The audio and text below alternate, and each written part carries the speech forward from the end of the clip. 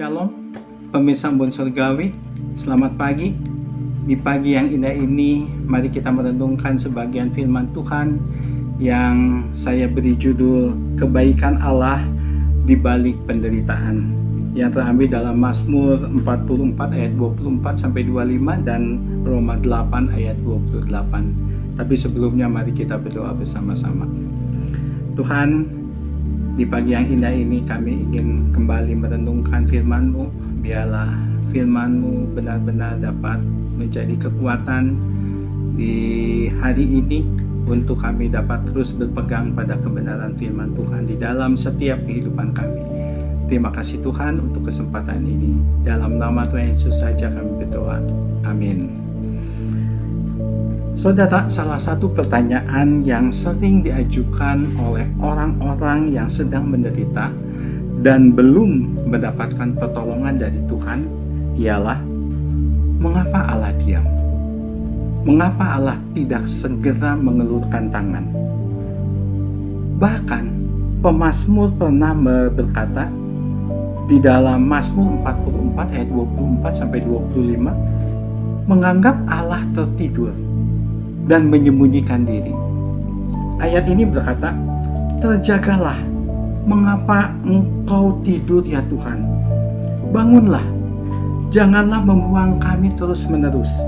Mengapa engkau menyembunyikan wajahmu dan melupakan penindasan dan impitan terhadap kami? Alkitab melalui ayat di atas memang pernah mengatakan tentang Allah yang menyembunyikan diri. Tapi Allah yang menyembunyikan diri itu bukan berarti Allah tidak peduli kepada umatnya. Bukan pula dia tidak berkuasa untuk mengatasi akan setiap kejahatan sehingga memilih untuk menghindar. Tetapi di balik penderitaan itu, kita tahu bahwa Tuhan sedang bekerja untuk kebaikan kita. Di dalam Roma 8 ayat 28 dikatakan, kita tahu sekarang bahwa Allah turut bekerja dalam segala sesuatu untuk mendatangkan kebaikan bagi mereka yang mengasihi Dia, yaitu bagi mereka yang terpanggil sesuai dengan rencana Allah. Saudara, Roma 8 ayat 28 ini memberi kekuatan, memberi penghiburan bagi orang-orang percaya yang mengalami penderitaan. Ayat ini ditujukan kepada mereka yang sungguh mengasihi Tuhan. Sekali lagi saya katakan, ayat ini ditujukan kepada mereka yang sungguh mengasihi Tuhan. Penderitaan yang dimaksud muncul bukan akibat dosa, tetapi karena Tuhan memang mengizinkan itu terjadi untuk membentuk anak-anaknya sesuai dengan rencananya. Ini menjadi sukacita bagi kita karena penderitaan yang kita alami belum tentu berakhir buruk, melainkan dapat mendatangkan kebaikan. Saudara, di balik penderitaan kita, Tuhan sedang berkarya. Penderitaan dan sukacita merupakan dua sisi koin yang tidak terpisahkan di dalam kehidupan manusia. Di tengah dunia yang penuh dosa ini, tidak ada seorang pun manusia yang dapat menghindar daripada penderitaan. Saudara, apa kebaikan yang dapat diperoleh orang percaya pada saat Tuhan mengizinkan penderitaan itu terjadi dalam hidup kita? Ternyata ada beberapa poin yang kita bisa ambil. Yang pertama, melalui penderitaan, Tuhan dapat membuat seseorang semakin mengenal Dia. Dan yang kedua, penderitaan membuat seorang sadar bahwa dunia ini bukan rumahnya. Ketiga, penderitaan bisa membantu seseorang untuk menemukan tujuan hidupnya.